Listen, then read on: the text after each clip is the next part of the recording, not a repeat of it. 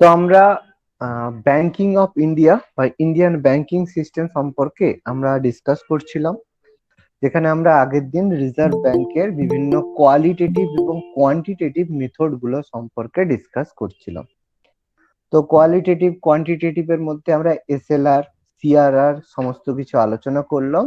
আর quantitative এর মধ্যে আর qualitative এর মধ্যে আমরা margin, guideline, consumer credit regulation, moral subsistence, direct action, এগুলো আমরা ডিসকাস করেছি। এতটা হয়েছিল না? ইনফ্লেশনটা এটা বলে দিয়েছিলাম, RBI control inflation, growth, liquidity, এগুলো কি বলেছিলাম? মনে আছে কারো কতটা বলেছিলাম? এইগুলো হয়নি, এগুলো হয়নি। আচ্ছা, ডাইরেক্ট অ্যাকশন আমার মনে আছে, তারপরে আমি বাকিটা এগিয়েছিলাম কিনা আমারও ঠিক মনে আসছিল না। ওকে ওকে, ঠিক আছে। আচ্ছা, তো আমি অলরেডি ডিসকাস করেছি যে আরবিআই কি করে, আমাদের যে ইনফ্লেশন রয়েছে, মুদ্রাস্ফীতি রয়েছে, সেটাকে আমাদের কন্ট্রোল করে। তো আমরা এটার পরেই একটা চ্যাপ্টার পড়বো, যেটা আমাদের পাবলিক ফাইন্যান্স পড়বো। সেখানে আমরা ইনফ্লেশন সম্পর্কে ভালোভাবে ডিসকাস করব। ইনফ্লেশন কি হয়, স্ট্যাগফ্লেশন কি হয়, ডিফ্লেশন কি হয়, সেখানে আমরা ইনফ্লেশন সম্পর্কে একটু ডিটেলস একটু ভালোভাবে ডিসকাস করব। তো আরবিআই কিভাবে ইনফ্লেশনকে কন্ট্রোল করে? আরবিআই কি করে, ইনফ্লুয়েন্স করতে পারে ইনফ্লেশন এবং গ্রোথকে, ইকোনমির ইনফ্লেশন আর গ্রোথকে ইনফ্লুয়েন্স করতে পারে। কিভাবে করে? যে কি করে, squeeze our liquidity from the economy by selling securities, increasing repo rate, increasing CRR etcetera. আগেই বলেছি, যদি সিআরআর বাড়িয়ে দেয় বা গভর্নমেন্ট সিকিউরিটি বিক্রি করে, তাহলে কি করে রিজার্ভ ব্যাংক আমাদের ইনফ্লেশনকে কন্ট্রোল করে। তাহলে কি করতে পারে?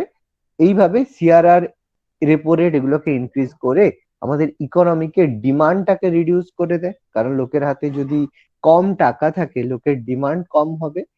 ইনফ্লেশন ডিমান্ড কম হলে, সরি, ডিমান্ড যদি কম হয়, তাহলে ইনফ্লেশন কি হয়, আমাদের কন্ট্রোলের মধ্যে চলে আসে। তাহলে এখানে একটা জিনিস আমি একটু আলাদা করে ভালো করে একটু বুঝবে, যদি ইন্টারেস্ট রেট ইনক্রিজ করা হয়, যদি ইন্টারেস্ট রেট বা সুদের হার বাড়ানো হয়, তাহলে কি হবে? রুপি, বা এটা আমাদের এমসিকিউ আছে, if interest great great increases, what will be rupee? তাহলে রুপি যে টাকাটা, সেটা স্ট্রং হবে না উইকার হবে? খুব ইম্পর্টেন্ট।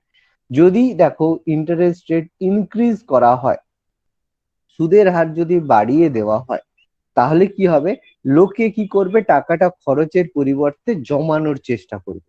এটা কিন্তু সব সময় আমাদের হয়ে থাকে।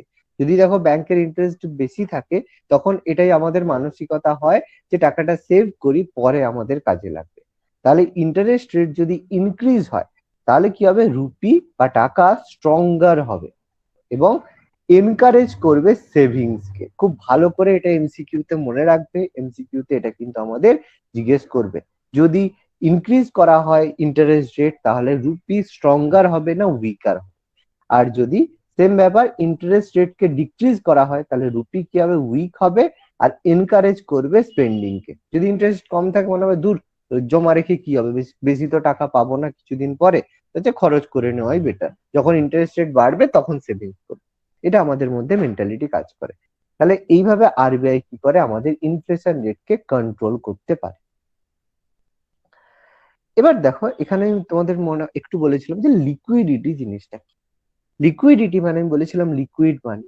তাহলে ব্যাংক কি করে? অ্যাকসেপ্ট করে ডিপোজিট ফ্রম পাবলিক, মানে আমরা যে টাকাটা জমা রাখি, সেটা ব্যাংক অ্যাকসেপ্ট করে থাকে, which are lend in the economy, যেটা মার্কেটে সে ইনভেস্ট করে থাকে বা ইকোনমিতে আমাদের কাছ থেকে ব্যাংক কি করে? টাকা কালেক্ট করে আমাদের অর্থনীতি, ইকোনমি বা মার্কেটের মধ্যে সেটাকে ইনজেক্ট করে। দ্য মানি ক্যান বি, দেখো, potentially be lend to the bank is known as liquidity. তার মানে আমরা বলি যে টাকাটা আমরা ব্যাংক আমাদের কাছ থেকে নেয়, সেই টাকাটাকে আমরা লিকুইডিটি বলতে পারি। তাহলে ব্যাংক কি করে? Bank leverage the deposit money for lending the economy is known as a credit creation. এটা খুব ইম্পর্টেন্ট একটা ফ্যাক্টর, একটু ভালো করে বুঝবে যে ব্যাংক আমাদের কাছ থেকে যে ডিপোজিটটা কালেক্ট করে, কেন কালেক্ট করে? লেন্ডিং টু দা ইকোনমি, মানে আমাদের অর্থনীতিতে লেন বা ধার দেওয়ার জন্য। অর্থনীতিতে বা এতে যদি আমাদের ধার দেয়, তাহলে আমরা তৈরি করব কি কি তৈরি হবে? ক্রেডিট ক্রিয়েশন হবে। মানে যে টাকাটা, যে ধার তৈরি করা হবে, ক্রেডিট তৈরি করবে, মানে লোকে তাহলে সেখান থেকে টাকা বেশি কালেক্ট করতে পারবে। The credit creation almost like fresh money injected to the economy. খুব ইম্পর্টেন্ট। ক্রেডিট ক্রিয়েশন কথাটার মানেই হচ্ছে, ক্রেডিট ক্রিয়েশন কথাটার মানেই হচ্ছে যে মার্কেটে ফ্রেশ মানিকে ইনজেক্ট করা, মানে অর্থনীতির মধ্যে বেশি পরিমাণে টাকাকে ইনজেক্ট করাকে আমরা বলছি ক্রেডিট ক্রিয়েশন। খুব ইম্পর্টেন্ট। ক্রেডিট ক্রিয়েশন বলতে কি বুঝি? এরকম যদি আমাদের এমসিকিউ কোশ্চেন দিয়ে থাকে যে inject fresh money in the economy, সেটাকে আমরা বলি ক্রেডিট ক্রিয়েশন। দেখো টার্ম গুলো বলছি, একটু টার্ম গুলো মাথায় রাখবে, তাহলে এমসিকিউ করার সময় আমাদের কিন্তু সুবিধে হবে। এবার তাহলে আমরা যে যে ডিপোজিটটা জমা দিচ্ছি বা জমা যে করছি, সেটা দু রকম ভাবে জমা দিতে পারি। একটা, নাম্বার ওয়ান, আমরা কি করতে পারি? ডিমান্ড ডিপোজিট করতে পারি, আর টাইম ডিপোজিট করতে পারি। ডিমান্ড ডিপোজিট কি? যে payable by the bank on the demand by a customer like money retain in your savings account. খুব খুব ইম্পর্টেন্ট কথাটা মাথায় রাখবে, যে আমরা যে ডিমান্ড ডিপোজিট করে থাকি সেটা থাকে আমাদের সেভিংস অ্যাকাউন্টে। তাহলে in the bank can be withdrawn by you at any time. তোমাদের অ্যাকাউন্টে যে টাকাটা থাকে, তোমার অ্যাকাউন্টে যে টাকাটাই থাকে সেভিংস অ্যাকাউন্টে, সে টাকাটা কি তুমি যে কোনো সময় চাইলে তুলে নিতে পারো। এটিএম থেকে, চেকবুকের মাধ্যমে সেই টাকাটা তুলে নিতে পারো। তার মানে সেভিংস অ্যাকাউন্টে আমরা যে টাকাটা জমা দিই, যদি কোশ্চেন এরকম আসে যে সেভিংস অ্যাকাউন্টে আমরা যে টাকাটা জমা দিই সেটা ডিমান্ড ডিপোজিট না টাইম ডিপোজিট, তাহলে সেটা ডিমান্ড ডিপোজিট। কেন ডিমান্ড ডিপোজিট? মানে আমরা ডিমান্ড করলেই সেই টাকাটা যে কোনো সময় পেয়ে থাকি। তাহলে ডিমান্ড ডিপোজিট কোন অ্যাকাউন্টে সেভ রাখা হয়? তাহলে বলবো সেভিংস অ্যাকাউন্টে। এইভাবে কিন্তু পরীক্ষায় কোশ্চেন ঘুরিয়ে ফিরিয়ে আমাদের জিজ্ঞেস করতে পারে। টাইম ডিপোজিট কি? যেটা উইথড্রন করা হয় একটা ফিক্সড পিরিয়ড পরে, যেটাকে আমরা এফডি বলে থাকি। 5 বছরের জন্য তুমি একটা টাকা ইনভেস্ট করলে এফডি তে, 10 বছরের জন্য ইনভেস্ট করলে, তার মধ্যে চাইলে কিন্তু তুমি তুলতে পারবে। যদি তুলতে চাও, তাহলে তুমি যে ইন্টারেস্টটা পেতে, সেই ইন্টারেস্টটা পাবে না। তাহলে তোমাকে সেখান থেকে মানে কম ইন্টারেস্ট দেওয়া হবে, বা ইন্টারেস্ট না দিয়ে তোমার ক্যাপিটাল তোমাকে ফেরত দেওয়া হবে, যেহেতু ব্যাংক সেটাকে কোনো কাজে লাগাতে পারলো না। সেই কারণে তুমি কিন্তু এফডি বলা হয়। তাহলে দু রকমের ডিপোজিট ব্যাংক আমাদের কাছ থেকে অ্যাকসেপ্ট করে অ্যাজ এ লিকুইড মানি হিসেবে, ডিমান্ড ডিপোজিট আর টাইম ডিপোজিট। ক্লিয়ার প্রত্যেকের লিকুইডিটি সম্পর্কে? ক্রেডিট ক্রিয়েশন, ডিমান্ড ডিপোজিট আর টাইম ডিপোজিট। স্যার, বলো বলো। বলছি তাই money which can potentially be lend by the bank, সেখানটা একটু আরেকবার এক্সপ্লেন করুন। কোনটা বলো তো? সেকেন্ড লাইনটা আরেকবার এক্সপ্লেন করুন। আচ্ছা আচ্ছা আচ্ছা, হ্যাঁ। Money which can be potentially lends by the banks is known as liquidity. মানে যে টাকাটা ব্যাংক আমাদের কাছ থেকে নিয়ে থাকে, সেই টাকাটা ব্যাংক কি করবে? ইউজ করবে মার্কেটে ক্রেডিট ক্রিয়েশন করতে। ব্যাংক তো আমাদের কাছ থেকে টাকাটা নিয়ে তার হচ্ছে যে যেখানে কোষাগার রয়েছে বা যেখানে লকার রয়েছে, সেখানে তো রেখে দেবে না। সে কি করবে? অন্যান্য কোনো ব্যক্তিকে ধার দেবে। ধার দেওয়ার সময় যে লোন দেবে, সেই যেই টাকাটা ব্যাংক আমাদের কাছ থেকে নিয়ে ইকোনমি বা মার্কেটের মধ্যে সবাইকে ধার হিসেবে দেয়। লেন্ড মানে কি? ধার দেওয়া। Which can potentially be lend by bank, সেটাকে আমরা লিকুইডিটি বলবো। এবার ব্যাংক কি করতে পারে? আমাদের কাছ থেকে 10 লাখ টাকা অ্যাজ এ 10 লাখ টাকা ডিপোজিট নিতে পারে। তার মধ্যে থেকে সে চাইলে 15 মানে তোমার ধরো 8 লাখ টাকার সে লোন দিতে পারে। তাহলে সেই জায়গায় লিকুইড মানি মানে যত টাকা সে লেন্ড হিসেবে বা হচ্ছে ক্রেডিট ক্রিয়েশন হিসেবে দেবে বা ধার হিসেবে দেবে, সেটা ব্যাংকের লিকুইড মানি হবে। বুঝতে পারলাম? ব্যাংকের যত লেন্ডিং অ্যামাউন্টটাও লিকুইডিটি, আর কিছু নয়? লেন্ডিং অ্যামাউন্টটা, ওটাই লিকুইডিটি? হ্যাঁ ওটাই লিকুইডিটি। ওটা এবার ওর মধ্যে তোমার হচ্ছে হয়, তোমার বলো ওই যে একটা রেশিওতে হয়। মানে কি হয় জেনারেলি, ব্যাংক কি হয়, আমি তোমাদের আগের দিনই বলেছিলাম যে ব্যাংকের যদি অ্যাসেট থাকে 10 টাকা, ব্যাংকের হয়তো অ্যাসেট আছে 10 টাকা, কিন্তু সে চাইলে কিন্তু তার অ্যাসেটের 15 টাকারও কিন্তু সে তোমার হচ্ছে লোন দিতে পারে। তার এক্সেসও কিন্তু সে লোন দিতে পারে। সেটাই তো আমরা আগের দিন বলেছিলাম। কি বলেছিলাম? এসএলআর বলেছিলাম না? স্ট্যাচুরিটি লিকুইডিটি রেশিও, এসএলআর কথাটা বলেছিলাম না, মানে ব্যাংক যে টাকাটা লোন দিয়ে থাকে সেটাকেই আমরা বলি লিকুইডিটি, মানে potentially be lend by the bank. Bank যত টাকা লোন দেয়, এই যে প্রসেস, কারণ টাকাটা তো ক্যাশ হিসেবে দিচ্ছে না, ব্যাংক যখন ধার দিবে সবাইকে তো ক্যাশ হিসেবে দিচ্ছে না, বা ক্যাশ হিসেবে দিলেও সেটা যখন আবার অ্যাকসেপ্ট করছে, এই কারণেই কি হয় যে আমাদের কাছে যদি ক্যাশ যদি 10 কোটি টাকার থাকে, মার্কেটে যদি টাকার আমরা হিসেব করতে যাই সেটা কিন্তু অনেক বেশি থাকে। তার মানে যেই টাকাটা রয়েছে ক্যাশ হিসেবে নেই, অথচ মার্কেটে সেই টাকাটা ঘুরছে, সেটাই হচ্ছে লিকুইড মানি। তোমরা দেখবে কোনো জায়গায় তো রিচার্জ করলে, সেখানে দেখলে তোমাকে হচ্ছে 10 টাকা ক্যাশব্যাক দিল, 15 টাকা ক্যাশব্যাক দিল, 30 টাকা ক্যাশব্যাক দিল, মন খুশি হয়ে গেল। তাহলে সেই টাকাটা যদি পেটিএম কে বলা হয় তুমি আমাকে ক্যাশ হিসেবে দাও, পেটিএম কোনোদিন ক্যাশ হিসেবে দিতে পারবে? দিবে না। ওরা কি করবে, সার্ভিসের মধ্যেই ওরা এটাকে ফর্মুলেট করতে থাকবে। বুঝতে পারলো শাশ্বতী? হ্যাঁ স্যার। আচ্ছা, এবার দেখো একটা কথা এখানে আছে, মানি মাল্টিপ্লায়ার। তো হোয়াট ইজ মানি মাল্টিপ্লায়ার, এখানে দেখো আরেকটু তোমাদের হচ্ছে ক্লিয়ার হয়ে যাবে, মানি মাল্টিপ্লায়ারের লিকুইডিটি সম্পর্কে আরেকটু ক্লিয়ার হবে। মানি মাল্টিপ্লায়ার জিনিসটা কি? It is the ratio of broad money, যেটাকে আমরা M3 বলি, ডিভাইডেড বাই রিজার্ভ মানি, যেটাকে আমরা M0 বলি। এবার হচ্ছে ব্রড মানি আর রিজার্ভ মানি কি? Broad money is a category for measuring the amount of money circulating in a economy. যে টাকাটা, যত টাকা আমাদের মার্কেটে মানি হিসাবে রেগুলেট করছে, সেটাকে আমরা ব্রড মানি বলি। আর রিজার্ভ মানি কি? যেটা আমাদের অরিজিনালি রয়েছে, আমি যে কথাটাই বললাম এক্ষুনি, যে আমাদের কাছে 10 কোটি টাকার কারেন্সি আছে, কিন্তু মার্কেটে আমি যদি দেখি যে কত টাকা ঘুরছে, 15 কোটি টাকা ঘুরছে। তার মানে কত কি হলো, 1.5 টাইম বেশি টাকা কিন্তু মার্কেটে ঘুরছে, এবং এটা কিন্তু মার্কেটে সবসময় এটা হতে থাকে, সবসময় কিন্তু এক্সেস ভাবেই হয়। তাহলে মানি মাল্টিপ্লায়ার কত হলো? 1.5। ক্লিয়ার? এটাকেই আমি বলছি মানি মাল্টিপ্লায়ার। দেখো মানি মাল্টিপ্লায়ার কি? Ratio of broad money to the reserve money. Broad money কি? যে টাকাটা আমাদের মার্কেটের মধ্যে সার্কুলেট করছে। আর money multiplier represent money supply. কি করে? মানি সাপ্লাই কে as for each rupee of money of the central bank of India, how many rupees get generated in the economy. তার মানে 1 টাকার রেসপেক্টে মার্কেটে কত টাকা জেনারেট হচ্ছে, how many rupee get generated. তার মানে জেনারেট কিভাবে হচ্ছে, 1 টাকা থেকে টাকাটা 1.5 টাকায় জেনারেট হচ্ছে। এটাকেই আমরা বলি মানি মাল্টিপ্লায়ার। মানে টাকাকে দেখো মাল্টিপল হিসাবে, যে টাকাটা তোমার নেই কিন্তু সেই টাকাটা আমি মার্কেটের মধ্যে রাখতে পারছি, এটাকেই আমরা বলি মানি মাল্টিপ্লায়ার।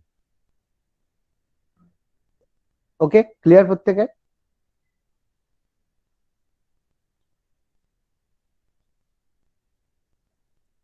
ওকে, নেক্সট দেখো আমাদের আছে ওয়েজ অ্যান্ড মিনস অ্যাডভান্স। জিনিসটা কি? খুব সিম্পল একটা ছোট্ট ভাবে, যেটাকে আমরা WMA বলে থাকি। ওয়েজ অ্যান্ড মানি অ্যাডভান্স কথাটা কি? যে কি হয়, এটা হচ্ছে এক ধরনের লোন ফেসিলিটি, এক ধরনের লোন ফেসিলিটি, যেটা কি করা হয়, RBI সেন্ট্রাল এবং স্টেট গভর্নমেন্টকে দিয়ে থাকে তাদের ক্যাশ রিকোয়ারমেন্টকে পূরণ করার জন্য। অনেক সময় কি হয়, সরকার যত টাকা বাজেট করেছে বা খরচ করার চিন্তা করেছে, তার থেকে বেশি টাকা সরকারের খরচ হয়ে যায় বিভিন্ন স্কিম বলো, বিভিন্ন ক্ষেত্রে। তখন কি হয়, RBI কি করে, RBI এর কাছ থেকে তারা লোন নিয়ে থাকে। তাহলে RBI তখন কি করে, সরকারকে মানে সেন্ট্রাল গভর্নমেন্টকে বা স্টেট গভর্নমেন্টকে কি করে, তাদের ক্যাশ রিকোয়ারমেন্টটাকে পূরণ করার জন্য লোন প্রোভাইড করে থাকে। এটাকে আমরা বলি WMA। তাহলে এর ক্ষেত্রে কি হয়, the facility availed by the government due to the temporary mismatch in their receipt and expenditure. তাহলে যদি গভর্নমেন্টের টেম্পোরারি কোনো কিছু এরকম লস হয় বা কোনো কিছু ডেফিসিট হয়, তখন কি করে, এই ধরনের লোন গভর্নমেন্ট নিয়ে থাকে। এবার এর ক্ষেত্রে কি হয়, the loan taken by the government through ways and means advance need to be paid back in 90 days। 3 মাসের মধ্যে কিন্তু টাকাটা, যে টাকাটা রিজার্ভ ব্যাংকের কাছ থেকে নিয়েছে, সেই টাকাটা রিজার্ভ ব্যাংকে ফেরত দিতে হয়। এটাকে আমরা বলি WMA। তাহলে ইম্পর্টেন্ট এটা মনে রাখবে যে WMA কত দিনের মধ্যে রিটার্ন করতে হয়, 90 days এর মধ্যে। ওকে, এবার এখানে কি কারো কোনো কোশ্চেন আসছে না যে কত পার্সেন্ট যদি ইন্টারেস্ট দিতে হবে, না গভর্নমেন্টকে কোনো ইন্টারেস্ট দিতে হবে না? কি মনে হয় তোমাদের? আমি যদি একটা কোশ্চেন করি এখানে, কি বলবে? ইন্টারেস্ট দিতে হবে তো। কত পার্সেন্ট দেবে? কে ডিটারমাইন করবে? রিভার্স রিপো রেট যেটা সেই। একদম, যে রিভার্স রেপো রেট হবে সেই রিভার্স রেপো রেটে, রিভার্স রেপো রেট কেন হবে, রেপো রেট হবে, হ্যাঁ reverse sir, repo, repo rate. Repo rate হবে, রেপো রেট হবে না? তাহলে রেপো রেট যেটা থাকবে সেই রেপো রেটেই কি করতে হবে, ওয়েজ অ্যান্ড মিনসে তোমাকে অ্যাড মানে দিতে হবে, ক্রেডিটটা দিতে হবে গভর্নমেন্ট। ওকে, রিজার্ভ ব্যাংকে ওই মানে ওই যে পার্সেন্টেজ রেপো রেট যেটা রয়েছে সেটাতেই দিতে হবে। ওকে, এবার দেখো, আমাদের রয়েছে কিছু schedule commercial bank. Schedule commercial ব্যাংকে আমরা অলরেডি প্রথমে পড়েছি যে মেন যেগুলো ব্যাংক আমাদের, আরবিআই আমরা জানি 1934 এর ব্যাংকিং রেগুলেশন অ্যাক্টের মাধ্যমে 1935-এ আমাদের আরবিআই তৈরি হয়েছিল। সেখান থেকে আমাদের কিছু শিডিউল কমার্শিয়াল ব্যাংক আর কিছু শিডিউল কোঅপারেটিভ ব্যাংক তৈরি করা হয়েছে। এবার এই শিডিউল কমার্শিয়াল ব্যাংক গুলোকে আমরা 5টা ক্যাটাগরিতে ভাগ করে থাকি। তাদের ওনারশিপ মানে তাদের যে মালিকানা এবং তাদের কাজের ভিত্তিতে, তারা যেই যেই পারপাসে কাজ করছে সেই কাজের ভিত্তিতে এবং তাদের ওনারশিপের ভিত্তিতে আমরা তাদেরকে 5টা ক্যাটাগরিতে ভাগ করি। প্রথমে এসবিআই এবং তার associate, nationalised bank, private sector bank, foreign bank আর আরআরবি, রিজিওনাল রুরাল ব্যাংক। এই 5 ধরনের ব্যাংকিং ফেসিলিটিতে আমরা শিডিউল কমার্শিয়াল ব্যাংক গুলোকে ভাগ করে থাকি। এবার এদের সম্পর্কে খুব ডিটেলস নয়, একটু একটু ইনফরমেশন লাগবে, যতটা লাগবে আমি দেখাচ্ছি। পাবলিক সেক্টর ব্যাংক কি আমরা জানি 1969-এ ব্যাংক ন্যাশনালাইজেশন করা হয়েছিল। 1969-এ কমার্শিয়াল ব্যাংক গুলোকে ক্লাসিফাইড করে ন্যাশনালাইজ প্রাইভেট সেক্টর ব্যাংক করেছিল ইন্দিরা গান্ধী, আর কিছু প্রাইভেট সেক্টর ব্যাংকে ভাগ করেছিল। এবার তার মধ্যে আমরা আগেই জানি এসবিআই এবং তার অ্যাসোসিয়েট ব্যাংক, তার সাথে আমাদের ন্যাশনালাইজ কিছু পাবলিক সেক্টর ব্যাংক রয়েছে যেগুলোকে আমরা পাবলিক সেক্টর ব্যাংক বলি। এসবিআই আগেই হয়ে গিয়েছিল, বাকি 1969-এ আরো আমাদের ব্যাংক কিছু 14টা ব্যাংকে ন্যাশনালাইজ করা হয়েছিল, সেগুলো আমাদের পাবলিক সেক্টর ব্যাংকের মধ্যে পড়ে। এবার কিছু ন্যাশনালাইজড ব্যাংক, এটাও আমরা বলেছি, আগেই বললাম যে 1969-এ 1 ফেব্রুয়ারি ইন্দিরা গান্ধী গভর্নমেন্ট কি করেছিল, ইম্পোজড করেছিল সোশ্যাল কন্ট্রোল অন ব্যাংক। তাহলে ব্যাংকের উপর কন্ট্রোল করার জন্য, সোশ্যাল কন্ট্রোল করার জন্য, গভর্নমেন্ট ডাইরেক্ট কন্ট্রোল করার জন্য ব্যাংকিং রেগুলেশন অ্যাক্ট যেটা 1949-এ হয়েছিল তাতে কিছু জিনিস ইন্ট্রোডিউস করেছিল। এর মাধ্যমে কি হয়, কিছু রেস্ট্রিকশন দেওয়া হয় ব্যাংকের বোর্ড অফ ডিরেক্টর আর ইন্টারনাল ম্যানেজমেন্টের উপর। ব্যাংকের ম্যানেজমেন্ট এবং বোর্ডের উপর কিছু রেস্ট্রিকশন দেওয়া হয় যে তারা শুধুমাত্র ইন্ডাস্ট্রিয়ালিস্টদেরকে লোন দিতে পারবে না, তাদের গ্রামে ব্রাঞ্চ করতে হবে, এই ধরনের কিছু রেস্ট্রিকশন দেওয়া হয়েছিল। এরপর 1980-তে আরো 6টা ব্যাংকে ন্যাশনালাইজ করা হয়েছিল যাদের যে অ্যামাউন্ট 200 কোটি টাকার মধ্যে, 200 কোটি টাকা মিনিমাম রয়েছে তাদের, যেগুলো আমরা অলরেডি পড়েছি, সেগুলো এখানে জাস্ট একটু আলাদা করে একটু বলা রয়েছে। এসবিআই সম্পর্কে আমরা অলরেডি আগেই পড়ে নিয়েছি। এসবিআই যেটা আমাদের আগে নাম ছিল ইম্পেরিয়াল ব্যাংক অফ ইন্ডিয়া 1921-এ, যেটা আমাদের বেঙ্গল, বোম্বে এবং মাদ্রাজ প্রেসিডেন্সি যে 3টে ব্যাংকে একত্রিত করা হয়েছিল, যেটা 1955-তে ন্যাশনালাইজ করা হয়েছিল। আমরা এসবিআই সম্পর্কে প্রথমেই পড়ে নিয়েছি। এরপর কিছু প্রাইভেট সেক্টর ব্যাংক রয়েছে। প্রাইভেট সেক্টর ব্যাংক ইন্ডিয়াতে 2 ধরনের, একটা হচ্ছে ইন্ডিয়ান ব্যাংক হয় আর একটা হয় foreign bank. Indian bank foreign ব্যাংকের কি পার্থক্য, ইন্ডিয়ান ব্যাংক যে ইন্ডিয়ান প্রাইভেট সেক্টর ব্যাংক হবে সেগুলোই যেগুলো কি হবে incorporated in the India and so their head office in India, মানে যাদের টাকা বা মালিকানা বা তাদের হেড অফিস সেগুলো সমস্ত ভারতেই হবে, তাদেরকে আমরা ইন্ডিয়ান প্রাইভেট ব্যাংক বলবো। আর ফরেন ব্যাংক বলবো তাদেরকে যারা ইনকর্পোরেটেড উইথ ফরেন কান্ট্রিজ এবং যাদের হেড অফিস ভারতের বাইরে থাকবে। কিছু এক্সাম্পল আছে, আমি একটু পরেই তোমাদের দেখাচ্ছি সেগুলো।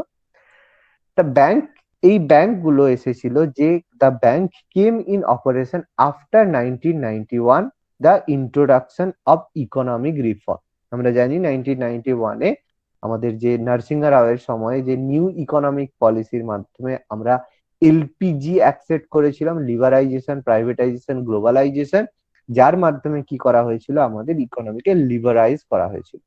তার মাধ্যমে বিভিন্ন ব্যাংক ভারতে এসেছিল, যেগুলো আমাদের ফাইন্যান্সিয়াল সেক্টর হিসেবে তৈরি করে নিউ প্রাইভেট সেক্টর ব্যাংক হিসেবে তৈরি করলো।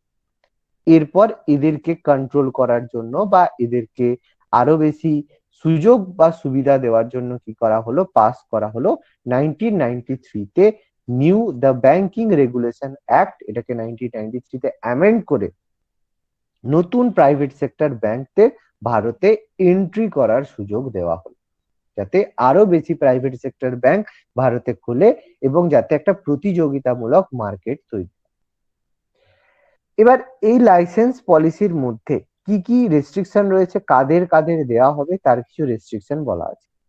যে মিনিমাম তাদের কাছে যেন 500 কোটি টাকা থাকে, ক্যাপিটাল যেন মিনিমাম হয় 500 কোটি টাকা। এলিজিবিলিটি কি হবে, তাদেরকে ইন্ডিয়ান রেসিডেন্ট হতে হবে যারা 10 বছর মিনিমাম আমাদের ভারতে রয়েছে, এবং এক্সপিরিয়েন্স থাকতে হবে ব্যাংকিং এর সিনিয়র লেভেলের সাথে। যাকে তাকে দেবে না, ব্যাংকিং সেক্টরে কাজ করা বা ফাইন্যান্স সেক্টরে কাজ করার এক্সপিরিয়েন্স থাকতে হবে। 500 কোটি টাকা তার মানে তুমি লটারি জিতে সেই টাকা নিয়ে ব্যাংক খুলতে চাইলে তোমাকে কিন্তু দেবে।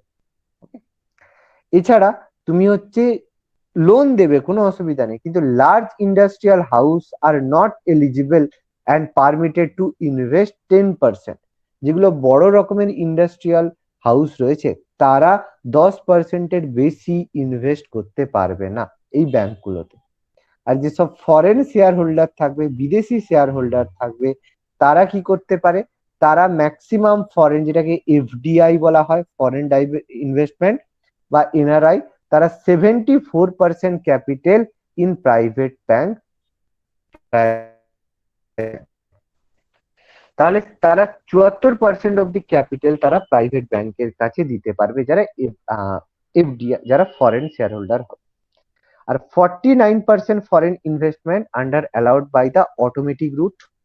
আর অ্যাটলিস্ট 25% ব্রাঞ্চ, এটা খুব ইম্পর্টেন্ট, যে 25% ব্রাঞ্চ কি করতে হবে তাদের মিনিমাম রুরাল ব্যাংকে করতে হবে। At least 25% branch should be unbanked rural area. তাহলে এইভাবে কিছু রেস্ট্রিকশন দেওয়া হলো, তার মাধ্যমে তারা ভারতে এসে এই নিউ ব্যাংকিং প্রাইভেট সেক্টর যে কোনো ব্যাংক খুলতে পারে। তাহলে লাইসেন্স দিতে এরকম কি কি ব্যাংকে লাইসেন্স দেওয়া হয়েছিল, আইডিএফসি ব্যাংক, বন্ধন ব্যাংকে এই সময় 1993-এ এই সময় তাদেরকে লাইসেন্স দেওয়া হয়েছিল। এবার কিছু ফরেন ব্যাংক কারা হবে আমি অলরেডি বলেছি, যারা ব্যাংক রেজিস্টার এবং যাদের হেডকোয়ার্টার হবে ফরেন কান্ট্রিতে এবং যাদের অপারেটে ইন্ডিয়া ব্রাঞ্চ থাকবে, যেমন HSBC bank, city bank, standard charter bank. এরা কি, এদের হেডকোয়ার্টার বিদেশে রয়েছে কিন্তু এদের যে অফিস সেগুলো আমাদের ভারতে রয়েছে, এগুলো আমাদের ফরেন ব্যাংকের মধ্যে পড়ে। আরআরবি আমরা প্রত্যেকে জানি, আরআরবির এক্সাম হয়ে থাকে আরআরবি রিজিয়নাল ব্যাংক হিসেবে। এগুলো তৈরি করা হয়েছে আরআরবি অ্যাক্ট 1976-এ ensure, institutional credit for agriculture and rural sector. এরা কি, যে এগ্রিকালচার এবং রুরাল সেক্টরে তারা যাতে লোন দেয়, সেই কারণে আরআরবি অ্যাক্ট 1976-এ করা হয়েছে। The area of operation of RRBs is limited to the area notified by the Government of India covering one or more district of a state. তাহলে আরআরবি গুলো তৈরির ক্ষেত্রে গভর্নমেন্ট কিছু রেস্ট্রিকশন দিয়েছে, যে এক অথবা একাধিক ডিস্ট্রিক্টকে তারা কভার করতে পারে। এর মধ্যে এই আরআরবির মধ্যে সেন্ট্রাল গভর্নমেন্টের শেয়ার থাকে 50%, যে আরআরবি তৈরি করতে গেলে সেন্ট্রাল গভর্নমেন্ট সেই জায়গায় 50% শেয়ার থাকে, স্টেট গভর্নমেন্টের থাকে 15%, এবং যে ব্যাংক স্পন্সর করছে, সাপোজ এসবিআই এর আরআরবি, এরকম যদি আরআরবি থাকে তখন সেই স্পন্সর ব্যাংকের 35% শেয়ার থাকে। এইভাবে প্রত্যেকটা আরআরবি তৈরি হয়ে থাকে।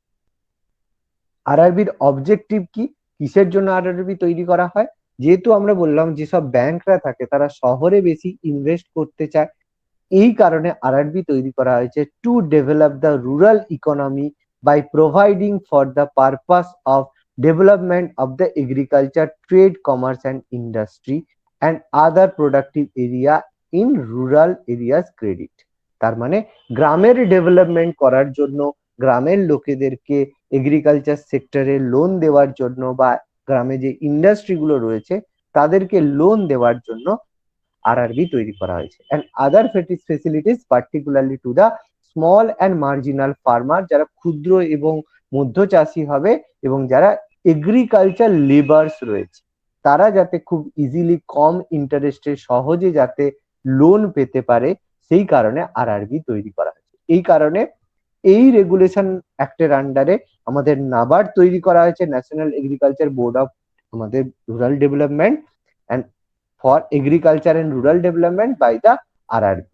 তাহলে খুব ইম্পর্টেন্ট কিন্তু এই জায়গাটা, তাহলে একটু খেয়াল করে রাখবে। আরআরবি গুলো তৈরি করা হয়েছে 1976-এ। ক্রেডিট, যেটা আমাদের এগ্রিকালচার এবং রুরাল সেক্টরে ক্রেডিট ক্রিয়েশনের জন্য, ক্রেডিট দেওয়ার জন্য বা লোন দেওয়ার জন্য, যেগুলোতে আমাদের সেন্ট্রাল গভর্নমেন্টের শেয়ার থাকে 50%, স্টেট গভর্নমেন্টের থাকে 15% আর ব্যাংকের থাকে 35%। কিসের কারণে? আমাদের রুরাল ইকোনমিকে ডেভেলপ করার জন্য স্মল ফার্মার এবং এগ্রিকালচার লেবাররা যাতে সহজে লোন পায়, এর মাধ্যমে আমাদের আরআরবি তৈরি করা হয়েছে। ওকে, নেক্সট দেখো আমাদের কিছু schedule cooperative bank. Cooperative bank, schedule cooperative bank আমি দুটো ভাগ বলেছিলাম, শিডিউল কমার্শিয়াল ব্যাংক আর শিডিউল কোঅপারেটিভ ব্যাংক। এই শিডিউল কোঅপারেটিভ ব্যাংক হচ্ছে তারাই যারা consist of schedule state cooperative bank and schedule urban cooperative bank. তাহলে তারা এরকম থাকবে যে কিছু যেগুলো স্টেটে থাকবে, রুরালের ক্ষেত্রে থাকবে, আর কিছু আরবানের ক্ষেত্রে থাকবে। যেমন এরা কি করবে, কি কি অফার, কি কি মানে এরা কাজ কি কি করতে পারে এই কোঅপারেটিভ ব্যাংক গুলো? অ্যাকসেপ্ট ডিপোজিট, তুমি সেখানে টাকা জমা দিতে পারো। Granting loan to for member, loan নিতে চাইলে লোন দেবে। নন মেম্বার যারা হবে তাদেরকেও লোন দেবে। সেভিংস কারেন্ট অ্যাকাউন্ট দেবে। সেফ কিপিং অফ ভ্যালুয়েবল মানে লকার ফেসিলিটি দেবে। মর্টগেজ ফেসিলিটি মানে তুমি যদি কোনো যেটাকে বন্ধক বলে, বন্ধক রেখে টাকা নিতে চাও, সেগুলোও দেবে। তাহলে এই কারণে আর কোঅপারেটিভ ব্যাংকে অনেকে টাকা রাখতে পছন্দ করে। কোঅপারেটিভ ব্যাংক আমাদের 5টা ক্যাটাগরিতে, যেগুলো হচ্ছে primary urban cooperative bank, primary agriculture credit society, district center cooperative bank, আর স্টেট কোঅপারেটিভ ব্যাংক, আর ল্যান্ড ডেভেলপমেন্ট ব্যাংক। তো এগুলো খুব ডিটেলসে জানার দরকার নেই, জাস্ট একটু কনসেপ্ট মাথায় রাখো তাহলেই হবে। ওকে,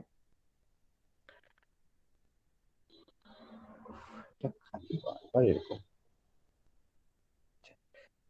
এবার দেখো আমাদের স্টেট কোঅপারেটিভ ব্যাংক কি হয়, যে state cooperative bank means the principle of cooperative society in a state. The primary objective is to which the financing of the cooperative society in the state. ভারতে আমাদের কোন স্টেটের মধ্যে যেসব স্বনির্ভর যারা একসাথে রয়েছে এরকম, যেসব একসাথে রয়েছে কোঅপারেটিভ সোসাইটি রয়েছে, যৌথভাবে যারা কাজ করছে কোঅপারেটিভ সোসাইটি, তাতে তারা যাতে স্টেট ব্যাংকের মানে স্টেট কোঅপারেটিভ ব্যাংকের কাছ থেকে সহজে লোন পায়, সেই জন্য state cooperative bank. Urban cooperative bank UCB, যেটা রেজিস্টার করা হয়েছে under the cooperative society state গভর্নমেন্টে, যদি আরবান এর ক্ষেত্রে, শহরের ক্ষেত্রে। এবার আছে পেমেন্ট ব্যাংক। পেমেন্ট ব্যাংক প্রত্যেকেই মোটামুটি পরিচিত এখন, যেটা primarily for facilitating payment and remittance flows. তাহলে যেগুলো আমাদের নাচিকাতা মোর একটা কমিটির রেকমেন্ডেশনে তৈরি হয়েছিল, খুব ইম্পর্টেন্ট। এই কমিটির রেকমেন্ডেশন কি ছিল, কবে হয়েছিল, আমরা একটু পরে ডিসকাস করছি। আমাদের রয়েছে কমিটিগুলো, সেখানে আমরা দেখবো। মনে রাখবে এই যে পেমেন্ট ব্যাংক গুলো তৈরি হয়েছে, সেগুলো এই নাচিকেত মোর কমিটির রেকমেন্ডেশনে তৈরি হয়েছে। এরা কি কি কাজ করতে পারে, সার্ভিস কি? এরা কি করতে পারে, ডিমান্ড ডিপোজিট, মানে আমরা ডিমান্ড ডিপোজিট করতে পারি এখানে। সেভিংস কারেন্ট অ্যাকাউন্ট এদের থাকে পেমেন্ট ব্যাংকে, and not time deposit like FD. আমরা টাকা সেখানে জমা রাখতে পারি, টাকা ইউজ করতে পারি, কিন্তু কোন রকমের কিন্তু এফডি করতে পারি না। কারণ কবে তাদের ব্যাংক হাওয়া হয়ে যাবে, তাহলে এফডি করে 10 বছরের টাকা জমা রাখবে, তার সমস্যা হতে পারে। এই জন্য পেমেন্ট ব্যাংক গুলোকে এফডি করতে দেওয়া হয় না। মিনিমাম ব্যালেন্স পেমেন্ট ব্যাংকের হচ্ছে ম্যাক্সিমাম ব্যালেন্স তুমি পেমেন্ট ব্যাংকে রাখতে পারো 1 লাখ টাকা। তোমাদের এয়ারটেল পেমেন্ট ব্যাংক, এরকম পেমেন্ট ব্যাংক রয়েছে, ম্যাক্সিমাম 1 লাখ টাকা রাখতে পারো। Can not accept NRI deposit, কোনো বিদেশি কেউ যদি টাকা ওখানে কোনো এনআরআই ডিপোজিট কিন্তু পেটিএম পেমেন্ট ব্যাংক বা এয়ারটেল পেমেন্ট ব্যাংক এরা নিতে পারবে। Can not set up subsidiaries to undertake non banking financial activities, যেটা এনবিএফসির কথা বলেছিলাম, এনবিএফএস নন ব্যাংকিং ফাইন্যান্সিয়ালে কোনো রকমের সাবসিডারিজ তারা নিতে পারবে না, চিট ফান্ড, নিধি, সেরকম কিছু কাজ তারা করতে পারবে না। Can offer payment and retirement service, issue prepaid payment instrument, internet banking, যেটা আমরা সব থেকে বেশি ইউজ করে থাকি পেমেন্ট ব্যাংকের মাধ্যমে। Can not issue loan or credit card, এরা কোনো ক্রেডিট কার্ড কিন্তু দিতে পারবে না পেমেন্ট ব্যাংক। ক্যাপিটাল কি রয়েছে, কিভাবে আমরা একটা এরকম পেমেন্ট ব্যাংক তৈরি করতে পারি, ক্যাপিটাল মিনিমাম 100 কোর্স দরকার, 100 কোটি টাকা থাকলে তারপরে তুমি পেমেন্ট ব্যাংক তৈরি করতে পারবে। বাকি তোমার আরো যেসব এগুলো বললাম সেগুলো তোমাদের ফিল আপ করতে হবে, তাহলে পেমেন্ট ব্যাংক তৈরি হবে। এবার আমাদের খুব এখন চর্চিত সেটা হচ্ছে ইন্ডিয়ান পোস্ট পেমেন্ট ব্যাংক, যে পাবলিক সেক্টর কোম্পানি, যে ডিপার্টমেন্ট অফ পোস্ট অফিস থেকে এখন আইপিপিবি করা হচ্ছে ইন্ডিয়ান পোস্ট পেমেন্ট ব্যাংক, যেটা মিনিস্ট্রি অফ কমিউনিকেশন, যার মধ্যে 100% equality of the government of India and regulated by the RBI, reserve bank of India, totally এটাকে regulate করে। এই জন্য ইন্ডিয়ান পোস্ট পেমেন্ট ব্যাংক খুবই সিকিওর। তাহলে এখানে ইনস্টিটিউট অফ ডেবিট কার্ড, এখানে এক ধরনের কি হয়, কিউআর কোড হয়, এখানে কিন্তু ডেবিট কার্ড থাকে না। আইপিবিআর এ আমাদের কিছু কিউআর কোড থাকে, কিউআর কোড প্রত্যেকে জানি, হোয়াটসঅ্যাপ লগ ইন করতে, বিভিন্ন জায়গায় পেমেন্ট করতে, সব জায়গায় কিউআর কোড থাকে। তো কিউআর কোড আইপিপিবি ইস্যু করে থাকে।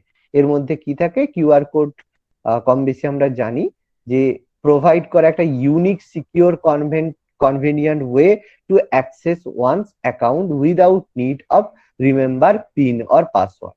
তো প্রত্যেকেই জানি ওই স্ক্যান করলেই সঙ্গে সঙ্গে চলে আসে, এর মধ্যে সমস্ত ইনফরমেশন থাকে, ওয়েবসাইট থাকে, ডেটা থাকে, বারকোডে শুধু নাম্বার থাকলেও আমাদের কিউআর কোডে সমস্ত ইনফরমেশন থাকে। এই জন্য আধার কার্ডেও দেখবে কিউআর কোড একটা দেওয়া থাকে, কিউআর কোড স্ক্যান করলে আধার কার্ডের ডিটেলস কিন্তু চলে আসে। A transaction can be initiated by scanning the QR code followed by OTP authentication and verification by the OVD, officially valid document। মানে যেসব গুলো দরকার, কিউআর কোড স্ক্যান করার পরে একটা ওটিপি আসবে, ওটিপি এন্টার করার পরে তুমি যখন ভেরিফিকেশন করে দেবে ভ্যালিড ডকুমেন্ট দিয়ে, তখন তুমি এগুলোকে ইউজ করতে পারবে। তাহলে এটা টোটালি কিন্তু আরবিআই কন্ট্রোল করে থাকে ইন্ডিয়ান পোস্ট পেমেন্ট ব্যাংক।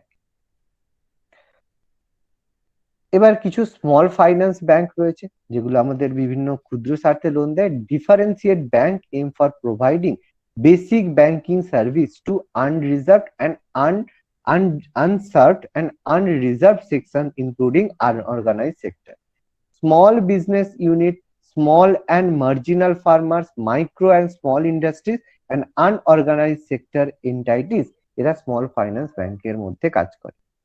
এরা কি কি সার্ভিস দিয়ে থাকে, অ্যাকসেপ্ট করে স্মল ডিপোজিট, কম টাকা অ্যাকসেপ্ট করে, লোন দিয়ে থাকে, ডিস্ট্রিবিউট লোন করে থাকে, ম্যাক্সিমাম লোন হয়, maximum loan size should be 10% of the capital fund, capital ফান্ডের 10% অব্দি তারা লোন দিতে পারে to a single borrower and 15% to a group, একটা গ্রুপকে 15% পর্যন্ত লোন দিতে পারে। Okay, minimum 50% loan should be up to 25 lakh, minimum 50% loan 25 লাখের যেন নিচে হয়। পাবলিক সেক্টর লেন্ডিং এ, প্রায়োরিটি সেক্টর লেন্ডিং এ তারা 75% লোন ডিস্ট্রিবিউট করতে পারে। যেই সেক্টর গুলো আমাদের এগ্রিকালচার থেকে শুরু করে যেসব আমাদের প্রায়োরিটি বেসড লেন্ডিং থাকে, এগুলো লিস্টেড থাকে, তাহলে এর মধ্যে এরা ডিস্ট্রিবিউট করে কিছু মিউচুয়াল ফান্ডকে, কিছু ইন্স্যুরেন্স প্রোডাক্টও এরা ইস্যু করে। যেমন আমাদের এই যে কৃষক ফসল বীমা যোজনা, এইসব জিনিস কিছু, মানে তুমি এই জায়গা থেকে লোন নিলে তারপর তোমার চাষের যে মানে এর কারণে, প্রাকৃতিক দুর্যোগের কারণে তোমার ফসল নষ্ট হয়ে গেল, তো তুমি আগে থেকে লোন নিয়ে থাকলে তার যে লসটা হলো সেটা তুমি এই স্মল ফাইন্যান্স ব্যাংক থেকে প্রোভাইড করবে তোমাকে। কোন কোন জিনিস এর মধ্যে ইনক্লুডেড নয়, can not lend to the big corporates and group, তাহলে যেসব বড় কোম্পানিরা রয়েছে তাদেরকে লোন দেবে না। Can not open branches with prior RBI approval for the first 5 year, 5 বছরের মধ্যে কোন রকমের ব্রাঞ্চ খুলতে পারবে না। আর হচ্ছে can not set up subsidiaries to undertake non banking financial service activity বললাম। Can not be business corporate correspondence to any bank, কোনো ব্যাংকের সাথে বাণিজ্যিক লেনদেন করতে পারবে না। তাহলে এগুলো এদের উপর রেস্ট্রিকশন দেওয়া রয়েছে। ক্রাইটেরিয়া কি, কিভাবে কি কি ক্রাইটেরিয়া? মিনিমাম 200 কোটি টাকা ক্যাপিটাল হতে হবে, আগে এটা 100 কোটি টাকা ছিল।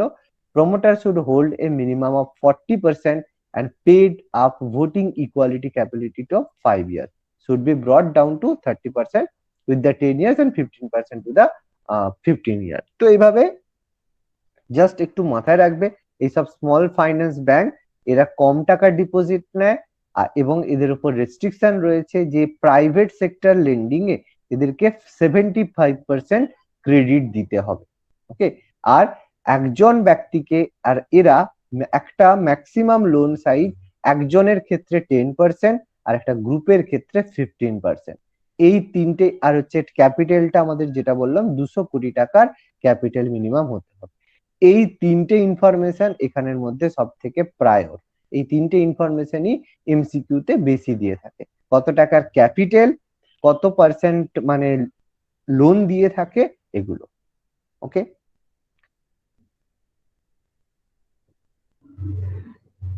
এবার দেখো আমরা অলরেডি পড়ে নিয়েছি একটু, সেটা আমরা একটু বলে দিচ্ছি যে এই প্রবলেম গুলো ব্যাংক গুলোকে সলভ করার জন্য ব্যাংক ন্যাশনালাইজেশন আমাদের করা হয়েছিল 1969-এ, যার মধ্যে 14টা ব্যাংকে ন্যাশনালাইজ করা হয়েছিল। The step towards the social banking taken with the nationalisation for 14 commercial bank 19 July 69-এ করা হয়েছিল ইন্দিরা গান্ধীর সময়। এরপর 1980-তে আরো 6টা ন্যাশনাল ব্যাংককে করা হয়েছিল। তাহলে প্রথমে কোন 4টে ব্যাংকে করা হয়েছিল, এই যে আমি আলাদা করে লিস্ট দিয়েছি, তাহলে পড়তে তোমাদের মনে থাকবে, সুবিধা হবে। Central bank of India, Bank of India, PNB, Canara Bank, United Commercial Bank, syndicate Bank, Bank of Baroda, United Bank, union Bank, Dena Bank, Allahabad bank, Indian Bank, Overseas Bank আর ব্যাংক অফ মহারাষ্ট্র। এই 14টা ব্যাংকে 1969-এ ন্যাশনালাইজ করা হয়। এরপর 1980-তে আরো 6টা ব্যাংকে অ্যাড করা হয় যাদের ডিপোজিট 200 কোটি টাকা ছিল। সেরকম 6টা bank: Andhra Bank, Punjab and Sind Bank, New Bank of India, Vijaya Bank, corporation Bank, oriental bank of commerce.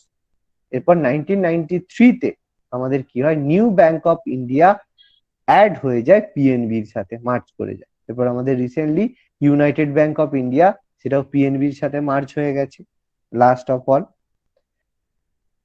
এবার এই ব্যাংক জাতীয়করণের ফলে কি কি সমস্যা এসেছে? ব্যাংক জাতীয়করণ সমস্যা হয়েছিল কি, যে গ্রামাঞ্চলে ব্যাংকের বিস্তার ঘটলেও সাধারণ মানুষ কিন্তু ঠিকঠাক সুবিধে পেত না, কারণ সরকার কি করতো, সুদের হার ঠিক করে দিত। এতে লোকের সুবিধা হলেও কি হলো, ব্যাংকের অসুবিধা হচ্ছিল। এবং যেহেতু গভর্নমেন্ট এটা কন্ট্রোল করছে, তাহলে এখানে রাজনৈতিক হস্তক্ষেপের পরিমাণ বেশি ছিল ব্যাংকগুলোর উপর। তো ফোন করে বলে দিল, এই আমার হচ্ছে এ যাচ্ছে, একে কম পার্সেন্টে লোন দিবি। তো সেই জায়গায় হচ্ছে রাজনৈতিক ভয়ে তারা এটা এর উপর এফেক্টেড হতো। আর যারা ঋণ খেলাপ করি, ঋণ পুনরুদ্ধারের জন্য সিভিল কোডের উপর নির্ভর করতে হতো। মানে তোমার হচ্ছে ব্যাংক, তুমি যারা হচ্ছে লোন নিয়ে দিচ্ছে না, সিভিল কোর্টে এবার বছরের পর বছর তাদেরকে কেস নিয়ে চলতে হতো। তাহলে ব্যাংক এইসব লোন উদ্ধার করবে না হচ্ছে সিভিল কোর্টে গিয়ে কেস লড়বে। তো এই কারণে ব্যাংক ন্যাশনালাইজেশন করার পরেও কিন্তু ঐতিহাসিক পদক্ষেপ হলো, সমস্যাগুলো কিন্তু বেশি দেখা দিল। কারণ আমরা ভারতীয়রা মানে সমস্যা, কোনো কিছু সলিউশন করলে আমরা তার মধ্যে আরো সমস্যাগুলো বের করতে বেশি পছন্দ করি। তো তারপর আমরা কি করলাম, যে এই কারণে দীর্ঘ বিচার প্রক্রিয়ায় ঋণ পুনরুদ্ধার করা কঠিন হওয়ার জন্য ব্যাংকগুলিকে এনপিএ এর সমস্যা, নন পারফর্মিং অ্যাসেটের সমস্যায় হতো। এনপিএ জিনিসটা কি, আমি একটু পরে, আমাদের এনপিএ কত ধরনের হয়ে থাকে সেগুলো আমি একটু পরে ডিসকাস করেছি, এটা আমি বলছি। ব্যাংকগুলিতে ট্রেড ইউনিয়ন বা ভিআরএস ছিল না, ভলেন্টারি রিটায়ারমেন্ট স্কিম ছিল না, ফলে কর্মচারীদের মধ্যে ধর্মঘট লেগেই থাকতো। হাই রিজার্ভ রেশিও, মানে 15% সিএলআর, 40% এসএলআর থাকতো। হিউজ সিআরআর এসএলআর এর ফলে ব্যবসা করার জন্য লোন পাওয়া দুষ্কর ছিল। মানে যদি বেশি পার্সেন্টেজ সিআরআর এসএলআর হয়ে থাকে তাহলে কম পার্সেন্ট তো লোন দিতে পারবে। তাহলে ব্যাংক যদি লোনই ঠিকঠাক না দিতে পারলো তাহলে ব্যাংক বিজনেস করবে কি করে? এই জন্য কি হলো, এই সমস্যাগুলোকে সলভ করার জন্য ব্যাংক সিস্টেমে রিফর্ম নিয়ে আসা হয়, যেটাকে আমরা সলিউশন বলে থাকি। কিছু সলিউশন করা, কি সলিউশন? নাম্বার ওয়ান কি করা হলো, আমাদের নরসিম্মা কমিটি, পিভি নরসিম্মা রাও কি করলেন, এই যে বিওপি ব্যালেন্স অফ পেমেন্টে ঘাটতি থাকার জন্য বিওপি ক্রাইসিসের পরে আমাদের নরসিম্মাম কমিটি যখন কি করলো, প্রথমবার কমিটি গঠন করলো। পিভি নরসিম্মা রাও তখন হিউজ একদম ইম্পর্টেন্ট লোক ছিল, এবং তখন আমাদের অর্থমন্ত্রী কে ছিল মনে আছে? নরসিম্মা রাও পিএম ছিল, আর আমাদের মনমোহন সিং তখন আমাদের ফাইন্যান্স মিনিস্টার, অর্থমন্ত্রী ছিল। মানে খুব বিশাল সময়ে কিন্তু এই বিশাল দুজন লোক কাজ করে গেছে। তাহলে এই নরসিম্মা কমিটির পারপাস কি ছিল? Of the purpose of Narsimmam committee was to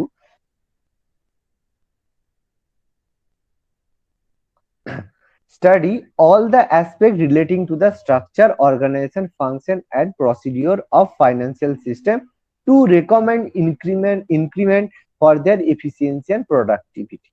তার মানে উদ্দেশ্য ছিল যে যে যে কারণে এই সমস্যা হচ্ছে, study all aspect relating to the structure, তৈরি করতে যেসব জিনিস মানে এখানে বাধা দেখা দিচ্ছে সেগুলোকে কিভাবে ইনক্রিমেন্ট করা যায় বা ঠিক করা যায়। এই জন্য কি করলো, নরসিম্হাম কমিটি প্রথমবার কিছু সুপারিশ করলো। কি কি? যে সরকার নির্ধারিত সুদের হার বন্ধ করে ব্যাংককে বললো যে ঠিক আছে, গভর্নমেন্ট আর ইন্টারেস্ট রেট ডিসাইড করবে না, তোমরা নিজেরা স্বাধীনভাবে ডিসাইড করো তোমরা কত পার্সেন্টে লোন দিতে চাও। ব্যাংকে স্বাধীনভাবে এর হার, সুদের হার উদ্দেশ্যে বেস রেট সিস্টেম চালু করা, বিআরএস বেস রেট সিস্টেম চালু করা হলো, যা চালু হয় পরে 2010 সাল থেকে। ব্যাংকে, এটা পরের ব্যাপার, 2010-এর এটা। এখানে কি হলো, ব্যাংককে বলে দেওয়া হলো যে তোমরা স্বাধীনভাবে সুদের হার নির্ধারণ করো, যে কত পার্সেন্ট ইন্টারেস্ট রেট হবে সেটা তোমরা ঠিক করো, তোমরা বিজনেস করবে তোমরা ঠিক করো, কোনো অসুবিধা নেই।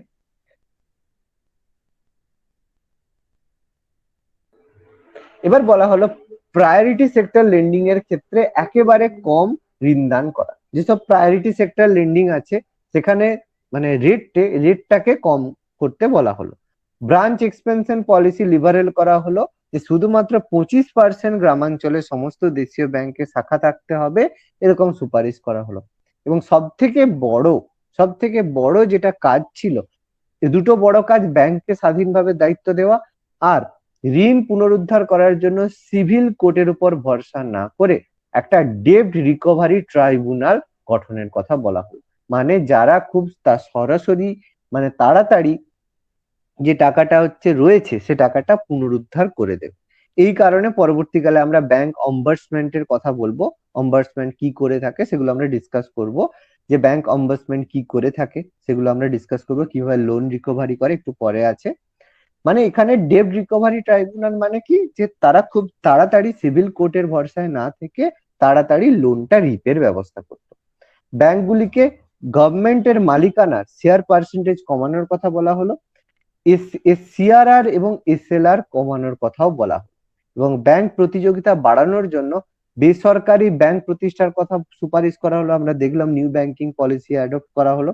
এই সুপারিশ মেনে ICICI Bank, HDFC Bank, IDBI, Axis Bank, Indus Bank, DCB Bank প্রতিষ্ঠা করা হলো। এছাড়া Global Trust Bank, Bank of Punjab, Centurion Bank, Centurion Bank, Times Bank, এগুলো লাইসেন্স পেলেও পরে অন্যান্য ব্যাংকের সাথে মিশে যায়, না হলে বন্ধ হয়ে যায়। ফলে মার্কেটে কি করা হলো, প্রতিযোগিতা সৃষ্টি করা হলো। ফলে কি হলো, এটা কিছুটা সলিউশন সাময়িকভাবে দেখা দিল, কিন্তু তারপরে আবার কিছু সমস্যা দেখা দিল।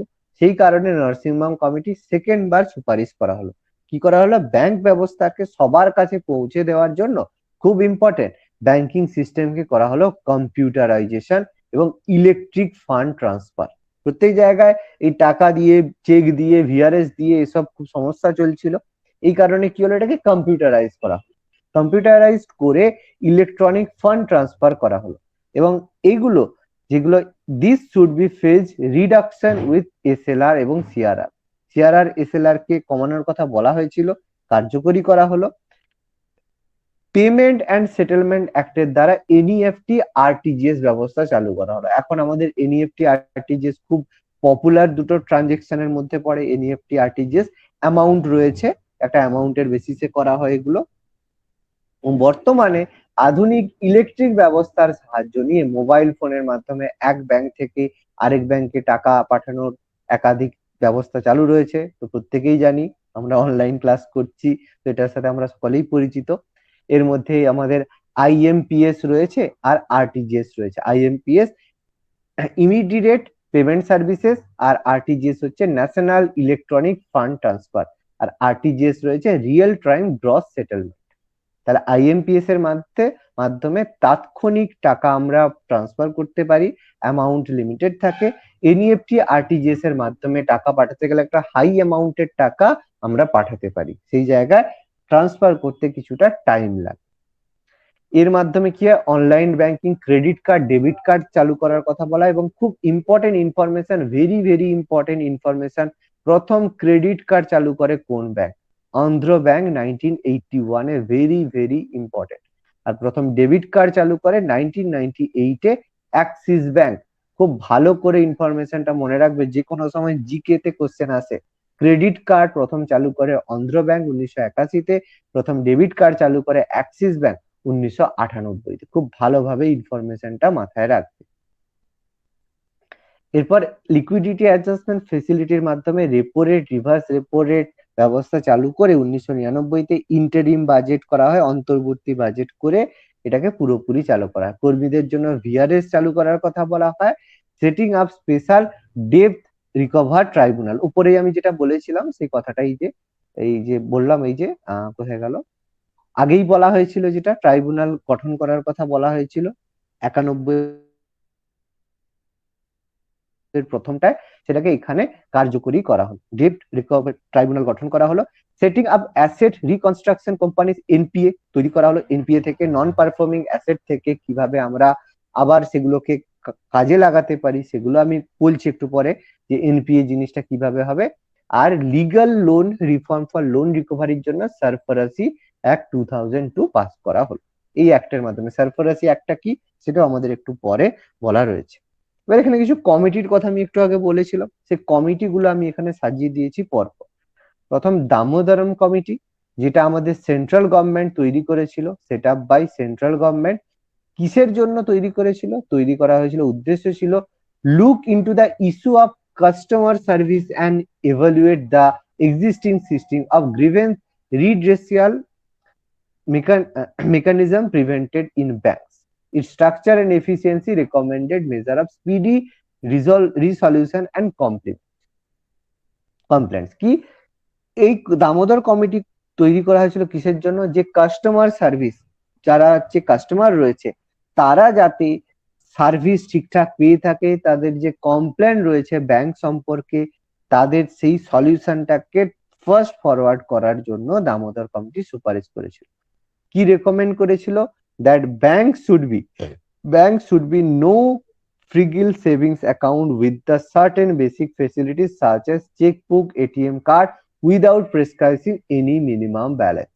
তো ব্যাংকে রেকমেন্ড করা হলো কোনো নো ফ্রিল সেভিংস অ্যাকাউন্ট থাকবে, যে তার মধ্যে chequebook, ATM card without prescribe minimum balance ছাড়া এদেরকে এগুলোকে প্রোভাইড করার কথা বলা হলো দামোদরম কমিটির মাধ্যমে। এরপর খান্ডেলওয়াল কমিটি রিপোর্ট, গভর্নমেন্ট আবার একটা কমিটি তৈরি করলো, চেয়ারম্যান ছিল ডক্টর খান্ডেলওয়াল, সে রিপোর্ট সাবমিট করলো। এখানে কি বলা হলো? Related to the manpower and recruitment planning, training, career planning, performance management, development, professionalism and HR wages, service condition and welfare etcetera. যেসব মানে ব্যাংকের লোকেদেরকে ট্রেনিং প্রোভাইড করা, রিক্রুট করা, তাদের কেরিয়ার প্ল্যানিং করা, তারা যাতে সবকিছু ম্যানেজমেন্ট করতে পারে বা ডেভেলপমেন্ট করতে পারে প্রফেশনালের সাথে, সেই জিনিসগুলোকে উন্নত করার জন্য খান্ডেলওয়াল কমিটি রিপোর্ট প্রোভাইড করেছিল। জাস্ট কমিটিগুলোর নাম যদি মনে রাখতে পারো ভালো, মনে না থাকলেও খুব বেশি অসুবিধে নেই। এই নচিকেতা মোড় একটু আগে বলেছিলাম, এটা আমাদের একটু ভালো করে পড়তে হবে। বিমল চালান কমিটি, যেটা নিউ ব্যাংক লাইসেন্স 2014 তে দিয়েছিল, যার মাধ্যমে কি করা হয়েছিল, licence to the Bandhan micro finance এবং আইডিএফসি এদেরকে ফাইন্যান্স কর্পোরেশনের মধ্যে অ্যাপ্রুভাল দিয়েছিল। এটা খুব ইম্পর্টেন্ট, খুব খুব ইম্পর্টেন্ট, যে কোন কমিটির সুপারিশে বন্ধন ব্যাংক লাইসেন্স পেয়েছিল। ওকে, ব্যাংকিং লাইসেন্স পেয়েছিল, বিমল জালান কমিটি। খুব ইম্পর্টেন্ট ইনফরমেশন, এটা আমাদের কোশ্চেন এসে থাকে।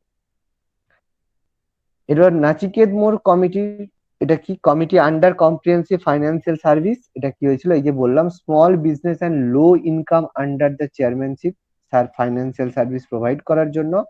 এর মাধ্যমে 18 বছরের বড় যে কোনো ব্যক্তি যার ব্যাংক অ্যাকাউন্ট আছে তারা ইউনিভার্সাল ইলেকট্রনিক ব্যাংক বা ইউইবি এর মধ্যে আওতার মধ্যে পড়বে। এখানে every resident should be issued to an account at the time receiving Aadhaar number by a bank itself. এই কারণে দেখবে এখন দেখবে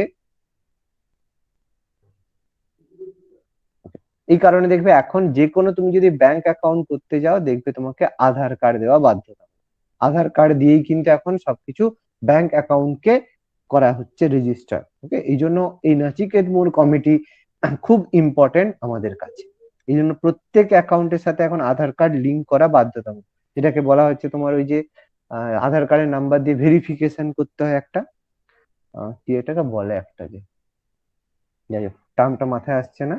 স্যার ওটাকে কেওআইসি আপডেট বলে। হ্যাঁ, কেওআইসি আপডেট বলে, একদম একদম টার্মটা তখন থেকে মাথায় আসছিল না, নো ইওর কাস্টমার কেওআইসি বলা হয়, একদম কেওআইসি আপডেট বলে, একদম এক্স্যাক্টলি টার্মটা মাথায় আসছিল না। Very good.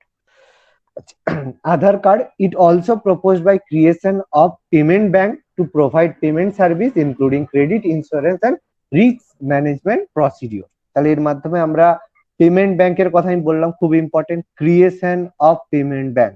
নাচিকেত মোর কমিটির কথা বলেছিলাম, যখন পেমেন্ট ব্যাংকের কথা বলেছিলাম তখন এই কমিটির নামটা আমি মেনশন করেছিলাম।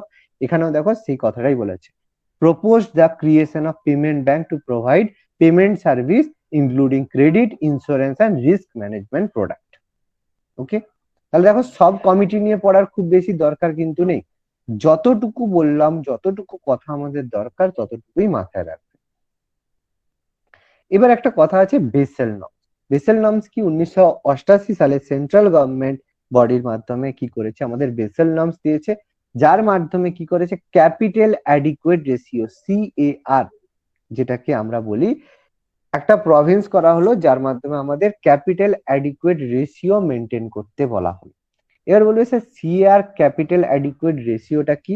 দেখো এটা আমি পরেই লিখে দিয়েছি, capital adequate ratio or capital to risky asset is the ratio of total capital to total risk weightage asset. মানে যত টাকা তুমি ইউজ করছো, তার যত টাকা তোমার রয়েছে তার রেসপেক্টে যে রেশিও করা হয়, ratio of total capital to total risk weightage asset. তোমার যত টাকা তোমার টোটাল ক্যাপিটাল রয়েছে তার মধ্যে কিছু টাকা তুমি নিশ্চয়ই রিস্কের মধ্যে রেখেছো। তোমার কাছে আজকে তোমার টোটাল সম্পত্তি, তোমার কাছে টোটাল ধরো 1000 টাকা রয়েছে। এবার তুমি 1000 টাকা নিশ্চয়ই সিন্ধুকে বন্দি করে রাখবে না, কাউকে না কাউকে ব্যাংককে, সে 1000 টাকার মধ্যে তুমি 500 টাকা, মানে তোমার কাছে কোনো ব্যাংকের 1000 টাকা রয়েছে, সে নিশ্চয়ই 1000 টাকা সিন্ধুকে বন্দি করে রাখবে না, তার মধ্যে সে 700 টাকা বা তোমার ধরো 600 টাকা বা 800 টাকা সে কি করলো, মার্কেটে দিল। এবার সেই টাকাটা তার কাছে ঘুরে আসতেও পারে, ডুবে যেতেও তো পারে, কারণ সে সেটা কাউকে ধার দিয়েছে। তাহলে 60% তার কাছে ক্যাপিটাল অ্যাডিকুয়েট রেশিও রয়েছে বা রিস্ক রয়েছে, সেটাকেই আমাদের বলা হচ্ছে সিএআর, ক্যাপিটাল অ্যাডিকুয়েট রেশিও। তাহলে it is the capital needed to a bank measured in the terms of the asset, mostly loans distributed to the bank. বলাই আছে দেখো, মোস্টলি লোন হয় জেনারেলি ক্ষেত্রে যেটা ব্যাংক দিয়ে থাকে। is a part of capital adequacy, is a part of larger global framework of banking committee for a financial supervision. Capital adequacy implies to any bank being engaged in a business for lending has normal risk associated and should have some minimum of funds of need such risk. তো capital adequate ratio আমরা খুব ভালো করে বুঝলাম, যে total ক্যাপিটালের সাথে total risk অ্যাসেটের যে ratio, সেটাকে আমরা ক্যাপিটাল অ্যাডিকুয়েট রেশিও বলে থাকি। তাহলে এখানে এবার আমরা ক্লিয়ার হয়ে যাবে বেসেল নর্মস কি, যে এগ্রিড করে থাকে প্রভিন্সেস আমাদের ক্যাপিটাল অ্যাডিকুয়েট রেশিওর উপর। এর মাধ্যমে কি হয়, প্রোভাইড করে কি recommendation on banking regulation and with regard to capital risk, market risk and operational risk. তাহলে কোনো ক্যাপিটাল তুমি যদি তৈরি করো বা রাখো, তার জন্য রিস্ক আছে। মার্কেটে তুমি টাকা ইনভেস্ট করলে মার্কেট রিস্ক হবে, প্লাস কোনো কিছু তুমি কাজ করছো, কাজ করতে করতে হয়তো একটা 10 তলা একটা বিল্ডিং করছো, তার মাঝখানে ভেঙে পড়ে গেল, তাহলে পুরো টাকাটাই জলে গেল, সেটাকে সরানো তো আরো পরের কথা। তাহলে তুমি কোনো কাজের মধ্যেও তোমার রিস্ক থাকতে পারে, তুমি যে টাকাটা দিচ্ছ তোমার একটা রিস্ক, মার্কেটে একটা রিস্ক। তাহলে এইগুলোকে কন্ট্রোল করার জন্য থাকে বেসেল নর্মস। এগুলো কি objective to ensure financial institution has enough capital to meet obligation and absorb unexpected losses. এই কারণে সেন্ট্রাল গভর্নমেন্ট বডিজ কি করেছে, এগুলো ইকোনমির সাথে মানে ইকোনমিতে বেসেল নর্মস তৈরি করেছে, যাতে এই ধরনের যে রিস্ক গুলোকে আমরা অ্যাবজর্ব করতে পারি বা সলিউশন করতে পারি। ওকে, ক্যাপিটাল অ্যাডিকুয়েট রেশিও আমরা পড়লাম। এবার আমি যে কথাটা একটু আগে বলেছিলাম, ব্যাংক অম্বার্সমেন্ট। ব্যাংক অম্বার্সমেন্ট কি, আমি একটু আগেই বললাম যে লোন নিয়ে একটা সমস্যা সবসময় হচ্ছে, এই জন্য ব্যাংকিং অম্বার্সমেন্ট স্কিম করেছে, ইন্ট্রোডিউস করেছে আরবিআই 1995-এ under the banking regulation act 1949। এর মাধ্যমে কি করা হয়েছে, সিনিয়র অফিসিয়ালস, আরবিআই এর কিছু সিনিয়র অফিসিয়ালদেরকে অ্যাপয়েন্ট করা হয়েছে, যারা কাস্টমারদের কমপ্লেন গুলোকে, ব্যাংকের কমপ্লেন গুলোকে দেখার জন্য কিছু সিনিয়র আরবিআই এর সিনিয়রদেরকে অ্যাপয়েন্ট করা হয়। ব্যাংক অ্যাম্বাসমেন্ট কি করতে পারে, তোমার যদি কেউ কোনো ব্যাংক হয়তো লোন পেমেন্ট দিচ্ছে না, বা কোনো তুমি ব্যাংকের কাছে ডিমান্ড করেছো, বা ইন্স্যুরেন্স সেক্টরে তুমি ডিমান্ড করেছো যে তোমার হচ্ছে এই মারা গেছিল, তুমি একটা ইন্স্যুরেন্সে তোমার 10 লক্ষ টাকার ক্লেম ছিল, তুমি যখন এবার সেটা নিতে গেছো তোমাকে দিচ্ছে না, তুমি ব্যাংক ইন্স্যুরেন্স সেক্টরে গিয়ে ইন্স্যুরেন্সের অম্বাসমেন্ট আছে করতে পারো, বা ব্যাংকে তোমার এত টাকা রয়েছে ব্যাংক তোমাকে দিচ্ছে না, বা ইন্টারেস্ট রেট তোমাকে কম দিয়েছে, বা তোমার হচ্ছে এ করতে, তো দুজনেই দুজনের বিরুদ্ধে থাকতে পারে, কাস্টমারেরও থাকতে পারে ব্যাংকের বিরুদ্ধে, ব্যাংকেরও থাকতে পারে কাস্টমারের বিরুদ্ধে, সেগুলোকে ফিল আপ করার জন্য ব্যাংকিং অম্বাসমেন্ট তৈরি করা হয়েছে। তাহলে এটা কি, is a jurisdiction over all commercial bank. যে কোনো ব্যাংকেরই যদি এরকম সমস্যা হয়, তুমি ব্যাংকিং অম্বাসমেন্টে ফোন করবে, সেখানে কেস করবে, তার মধ্যে commercial bank, RRB, schedule primary cooperative bank, NBFC যেগুলো রয়েছে তারা এর মধ্যে পড়ে। তবে কি এগুলো কি সব বড় বড় অ্যামাউন্ট, সব অ্যামাউন্টের ক্ষেত্রে হয় না, যেগুলো 10 লাখ টাকার মধ্যে যেসব ম্যাটার থাকে সেগুলো ব্যাংকিং অম্বাসমেন্ট এগুলোকে পূরণ করে, বাকি না হলে তোমাকে সেই একটু কোর্টে গিয়েই কাজ করতে হবে। এই জন্য অ্যামাউন্টের অবশ্যই লিমিটেশন থাকবে, 10 লাখ টাকার লিমিটেশনের মধ্যে ব্যাংকিং অম্বাসমেন্ট কাজ করে। এবার আমাদের একদম শেষের দিকে আছে, আর আমাদের 10-15 মিনিট লাগবে, 10 মিনিট লাগবে। এনপিএ, আমি একটু আগেই কথা বলেছিলাম, নন পারফর্মিং অ্যাসেট। এনপিএ কখন বলবো, এনপিএ হচ্ছে is a loan or advance for which the principal of interest payment remained overdue over of 90 days। তোমার লোন দেওয়ার কথা, শোধ করার একটা ডেট রয়েছে, সেটা তুমি দিলে না, তারপর 90 ডেজ এর পরে, 90 দিনের পরে সেটা তোমার এনপিএ হয়ে যাবে, মানে নন পারফর্মিং অ্যাসেট। তোমাকে একটা টাইম দেবে, এই টাইমের মধ্যে তুমি ফেরত দেবে, তুমি যদি ফেরত না দাও 90 দিন পরে সেটা এনপিএ হয়ে যাবে, নন পারফর্মিং অ্যাসেট হয়ে যাবে। তাহলে সেই এনপিএ কয়েকটা ক্যাটাগরিতে ভাগ হয়। তাহলে কিভাবে, যদি asset remain NPA period of less than or equal to 12 month, যদি 1 বছর বা তার কাছাকাছি সময়ের মধ্যে যদি কোনো অ্যাসেট এনপিএ হয়ে থাকে, তখন তাকে সাবস্ট্যান্ডার্ড অ্যাসেট বলা হয়। খুব ইম্পর্টেন্ট, এগুলো দিয়ে কিন্তু কোশ্চেন আসে, আমি তোমাদেরকে করাবো এমসিকিউ, তখন দেখবে এগুলো দিয়েই কোশ্চেন আসবে। সাবস্ট্যান্ডার্ড অ্যাসেটের ক্ষেত্রে এনপিএ টাইম হয় 1 বছরের মধ্যে।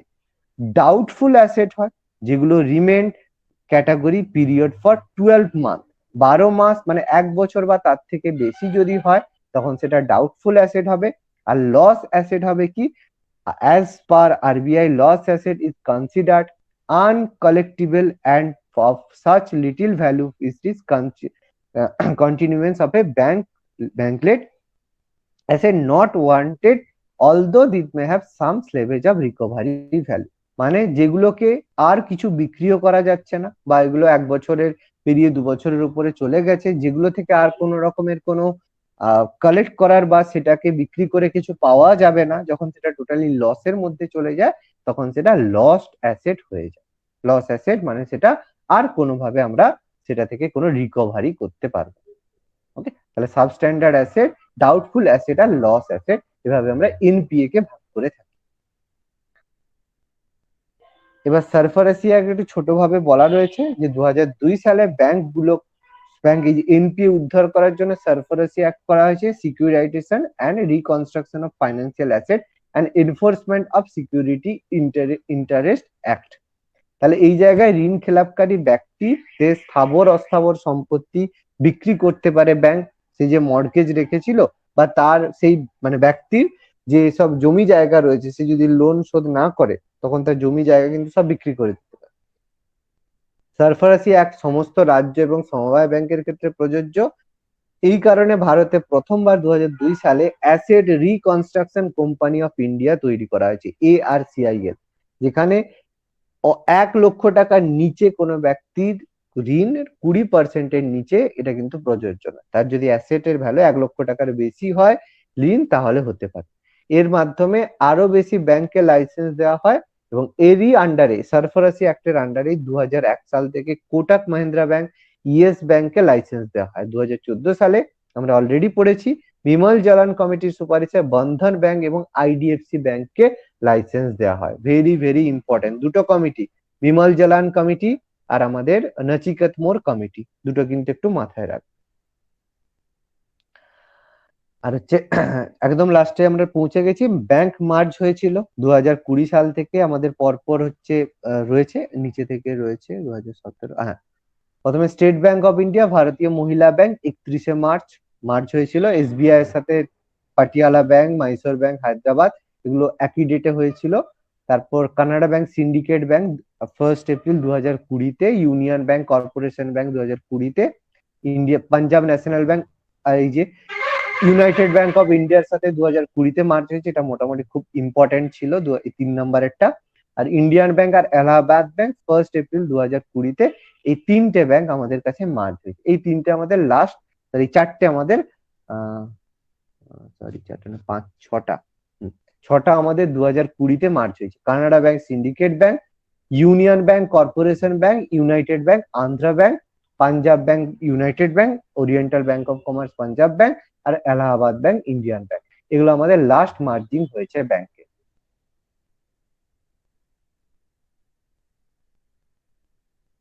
ওকে, আর আমাদের একদম কিছু কোড আছে আরবিআই এর ক্ষেত্রে ইউজ করা হয়। IFSC, Indian financial system code, খুব ইম্পর্টেন্ট, এগুলো একটু মনে রাখবে। Indian financial system code IFSC, এটা 11th ডিজিটের কোড হয়, আলফা নিউমেরিক কোড হয়ে থাকে। প্যান আমরা জানি পার্মানেন্ট অ্যাকাউন্ট নাম্বার প্যান বলা হয়, যেটা আমাদের 10 ডিজিট প্যান নাম্বার থাকে, 10 ডিজিটের প্যান নাম্বার হয়। তারপর আমাদের সুইফট বলা হয়, society for world wide inter bank financial telecommunication, SWIFT বলা হয়, যেটা 8 থেকে 11 ডিজিটের একটা আলফা নিউমেরিক কোড থাকে। ট্যান বলা হয় tax deduction and collection account number, TAN বলা হয়, 10 ডিজিটের একটা অ্যাকাউন্ট এ থাকে। তারপরে প্রাণ বলা হয় পার্মানেন্ট রিটায়ারমেন্ট অ্যাকাউন্ট নাম্বার, যেটা 12 ডিজিটের হয়। এলইআই বলা হয় লিগাল এন্টাইটি আইডেন্টিফায়ার। তারপর ISIN international securities identification number, ISIN 12 digit হয়।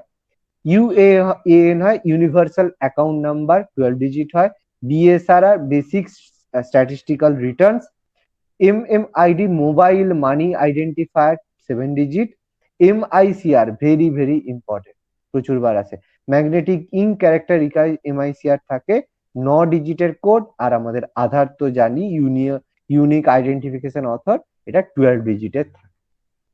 এর মধ্যে কয়েকটা আমি মার্ক করে দিচ্ছি, এই এমআইসিআর 9 ডিজিট, আধার কার্ড 12 ডিজিট, আর আমাদের এই যে প্যান কার্ড 10 ডিজিট, আর IFSC 11 digit.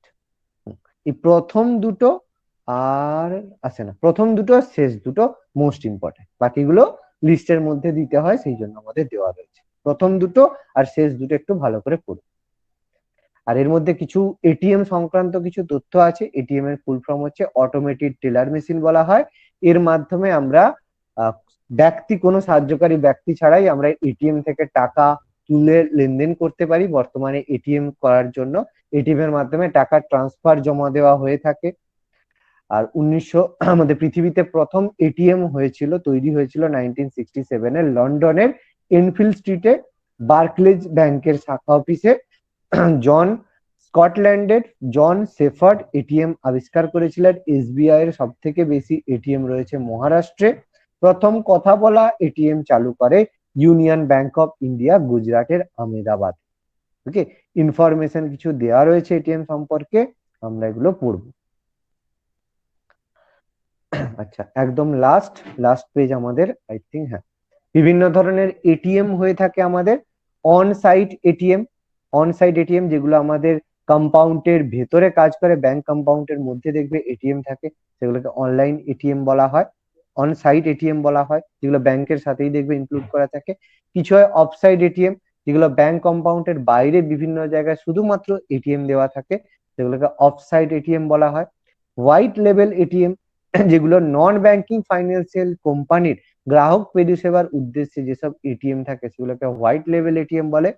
Yellow level ATM, যেগুলো ই কমার্স পরিষেবা প্রদানের জন্য, যে ই কমার্স বলতে অ্যামাজন, ফ্লিপকার্ট, এদের জন্য যে এটিএম ব্যবহার হয়, যে ফ্লিপকার্টের দেখবে কার্ড থাকে, ইয়েলো লেভেল এটিএম থাকে। ব্রাউন লেভেল এটিএম, যেসব এটিএম সংশ্লিষ্ট ব্যাংকের নিজস্ব না হয়েও গ্রাহক পরিষেবার জন্য লজ বা ভাড়া বা লিজ নিয়ে থাকে, তাদেরকে ব্রাউন লেভেল এটিএম বলা হয়। Orange level ATM generally share বাজারের ট্রানজেকশনের জন্য অরেঞ্জ লেভেল এটিএম হয়। পিঙ্ক লেভেল এটিএম কেবলমাত্র মহিলাদের ব্যবহারের উদ্দেশ্যে ব্যবহার করা হয়। আর গ্রিন লেভেল এটিএম কৃষি সংক্রান্ত ট্রানজেকশনের জন্য ইউজ করা হয়। আর ব্রাউন লেভেল এটিএম এর মধ্যে দেখবে অনেকের এই কার্ড দিয়ে থাকে, সেই কার্ডগুলো দেওয়া হয়, সেই কার্ডগুলো এইভাবে ব্রাউন লেভেল এটিএম এ কাজ করে। ব্যাংকের নিজস্ব না হলেও গ্রাহকরা যাতে বিগ বাজারের কিছু কার্ড দেওয়া থাকে বা ওরকম টাইপের কিছু কার্ড থাকে, যেগুলো ব্রাউন লেভেল এটিএম হিসেবে কাজ করে। ওকে, দেখো এখানে আমাদের টোটাল ব্যাংকিংটা আমাদের কমপ্লিট হলো। ইন্ডিয়ান ব্যাংকিং সিস্টেম টোটালি আমাদের এখানে কমপ্লিট হলো। হিউজ একটা ইম্পর্টেন্ট চ্যাপ্টার, প্রচুর কোশ্চেন আমাদের থাকে। নেক্সট আমরা দুটো ক্লাসের কাছাকাছি আমরা কিন্তু এমসিকিউ ডিসকাস করব এর উপরে। এটা বলছি, প্রত্যেককে বলছি একটু ভালো করে টাইম দিয়ে পুরো নোটটা ভালো করে পড়বে, প্রিন্ট আউট করে নেবে। প্রত্যেককেই বলছি ভালোভাবে একটু পড়বে, পড়ে দেখবে কোনো ডাউট আছে কিনা আমাকে জিজ্ঞেস করে নেবে। আমরা দুটো ক্লাস করাবো, আমাদের আগের ফাইন্যান্সিয়াল সিস্টেম আর ব্যাংকিং এর উপর বেস করে আমরা আরো অনেক এমসিকিউ ডিসকাস করবো। ওকে, প্রত্যেকের টপিক ক্লিয়ার?